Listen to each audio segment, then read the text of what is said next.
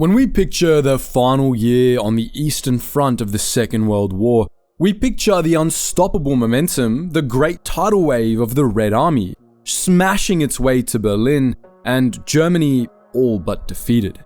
But this picture of total, rapid collapse is incomplete. If you looked closer, you'd see the strange exceptions. Deep behind the new Soviet front line, on the coast of the Baltic Sea, a single port city held out. Here, in the small Baltic port of Memel, a powerful German garrison was cut off, surrounded, and had no hope of victory. Yet, they fought on.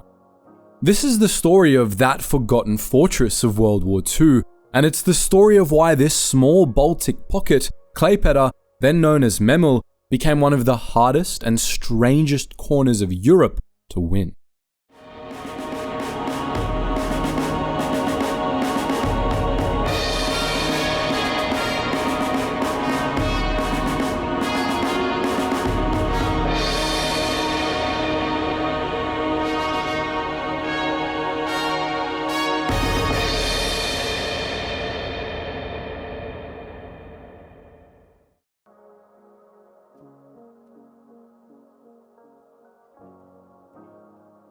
The city known today as Klaipėda, Lithuania's vital port, has another, older name, Memel. For centuries, it was a bastion of Prussian and later German culture on the Baltic Sea, a symbol of German identity in the East. It was lost after the First World War, a part of the Treaty of Versailles, and handed over to the newly independent Lithuania. For German nationalists, this was a deep and bitter humiliation. And then, in March 1939, it became a focal point for Adolf Hitler. He issued a blunt ultimatum to Lithuania, and with the world watching, they were forced to capitulate. Just months before the invasion of Poland, Hitler himself sailed into Memel's harbor on the pocket battleship Deutschland. It was a profound personal victory.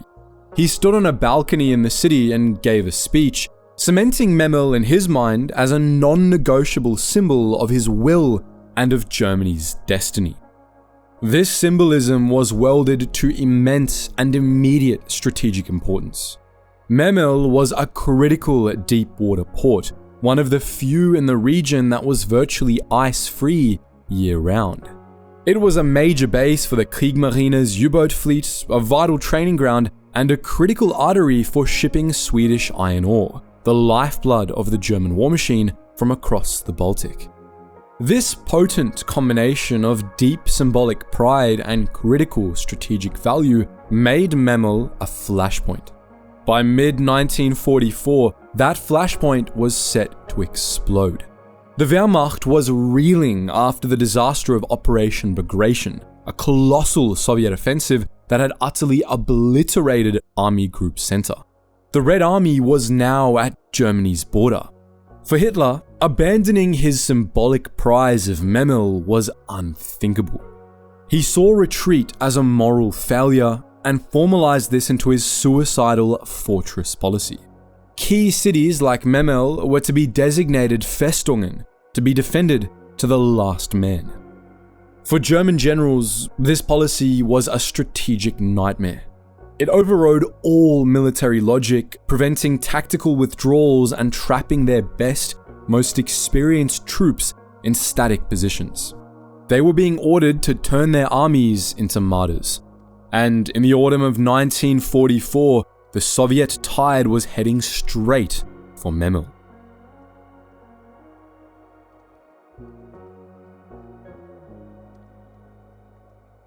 In October 1944, the Red Army's colossal Baltic offensive, the follow-up to Operation Bagration, was in full swing. Led by General Ivan Bagramyan, it was a massive operation with a single, clear objective: to clear the Baltic states of all German forces and, most critically, to sever the connection between the German armies still fighting in Latvia and their homeland in East Prussia. For the German 28th Army Corps under General Hans Skolnick, the first days of October were a desperate, chaotic fighting retreat.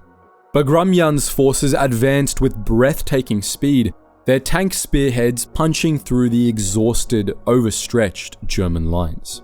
Golnick's divisions, outnumbered, outgunned, and with no air support, were pushed back relentlessly toward the one and only place they could still make a stand: the fortified bridgehead around Memel. On October 10th, 1944, the inevitable happened. Soviet spearheads hit the Baltic coast just south of the city, sealing the land route. The Memel pocket was formed, trapping tens of thousands of German troops. For the men inside, surrounded by a seemingly infinite Soviet army and with their backs to the cold Baltic Sea, it was a moment of profound dread. Then came the expected order from the Wolf's Lair. Memel was now a Festung. The directive was absolute: defend to the last man. There would be no evacuation and there would be no surrender. The Soviet High Command, Stavka, now faced a choice. Their initial hasty attacks to take the city on the run had been repulsed with heavy losses. The Germans were entrenched, well-led, and clearly ready for a bloody house-to-house fight. A full, set-piece assault to liquidate the pocket would be incredibly costly, wasting thousands of lives and vast amounts of material on a port whose strategic value was already shrinking. The Red Army had much bigger war-winning objectives on the horizon: the full-scale invasion of East Prussia itself, and beyond that, the ultimate prize of Berlin.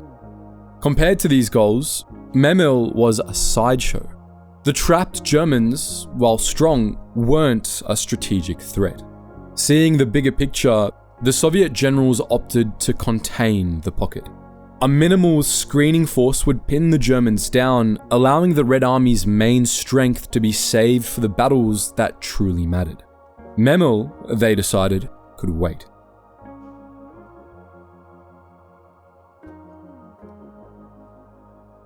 Thus began one of the most static sieges of the war. For over 3 months, Memel held out, a pocket war deep behind Soviet lines.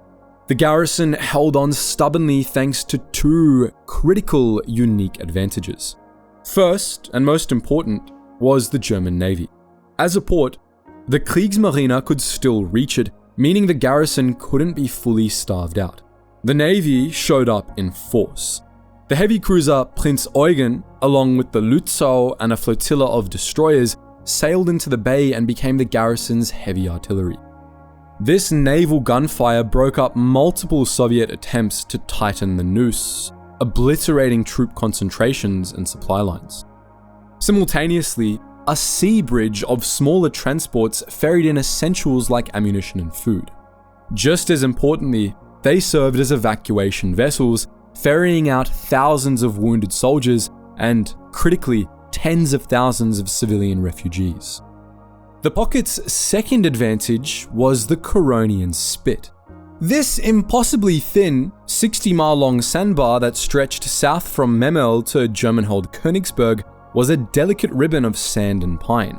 For the first few months, this tenuous land link acted as a thread, keeping the pocket physically connected to the main front. Supplies and information could trickle up this vulnerable road, keeping the garrison from being completely isolated. Inside the city, the Germans used the 3-month stalemate to build formidable defenses.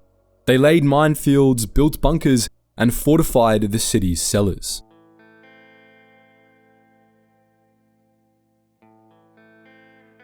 For over 100 days, Memel remained a defiant German enclave. But on January 13, 1945, the Soviets unleashed the East Prussian offensive. Over 1.5 million soldiers, backed by thousands of tanks and artillery, smashed into the German heartland. The German front, so stable for months, simply disintegrated. In days, the Red Army advanced hundreds of kilometers, bypassing Memel completely. Suddenly, the fortress's strategic position became utterly untenable. The massive offensive cut Memel's lifelines. The Red Army's advance sliced deep into East Prussia, permanently severing the Curonian spit. The fortress was now truly an island. Even more critically, the Soviets threatened the naval bases the Kriegsmarine was using. The German Navy, facing its own crisis, had to pull its ships back to support other, larger evacuations. The all-important naval support for Memel vanished. Even the German High Command had to act. The symbolic value of Memel evaporated in the face of total annihilation. On January 27th, 1945, the order was finally given to abandon the pocket. Hitler's no-retreat order was, at last, superseded by the brutal fact of total collapse. What followed was a desperate, frantic evacuation. Under the cover of darkness, thousands of soldiers and civilians streamed across the frozen lagoon, the Kürisches Haff, a terrifying, icy retreat on foot. The rest, including the last panzer units, were crammed into the final ships, slipping out of the harbour under heavy Soviet artillery fire. By 4 a.m. on January 28th, the last units were gone. A few hours later, Red Army soldiers moved into the port, and they found a battered, empty, and burning city. The siege of Memel was over. This small Baltic port, for over 3 months, was a microcosm of the entire war. A place of fanatical, suicidal orders on one side and overwhelming numbers on the other. It's a striking reminder that the end of a war is never clean. It's a messy, overlapping, and often illogical process where thousands of soldiers can be left to hold a fortress that the rest of the world has already passed by. But what do you think? Was Hitler's fortress policy for Memel pure madness? Or was there a logic to it, knowing that even this doomed pocket could tie down Soviet forces and precious naval assets for over 3 critical months, perhaps buying time for evacuations elsewhere? Let us know your thoughts on this bizarre and often overlooked chapter of World War II in the comments section below. And as always, guys, thank you so much for watching, and I hope you learned something new.